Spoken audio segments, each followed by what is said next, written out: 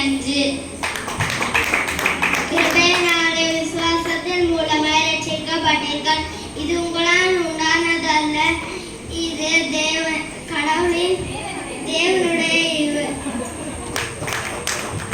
அன்றியும் அவருடைய தீர்மானத்தின்படி அழைக்கப்பட்டவர்களாய் தேவனிடத்தில் அன்பு கூறியிருக்கிறவர்களுக்கு சகலமும் நன்மைக்கு ஏதுவாக நடக்கிறது என்று அறிந்திருக்கிறோம். ரோமர் 8:28. தாகமுள்ளவன் மேல் தண்ணீரையும் வறண்ட நிலத்தின் மேல் ஆறுகளையும் ஊற்றுவேன். ஆனால் உன் சந்ததியின் மேல் என் ஆவியையும் உன் சந்தானத்தின் மேல் என் ஆசீர்வாதத்தையும் ஊற்றுவேன். சங்கீதம் 91:2.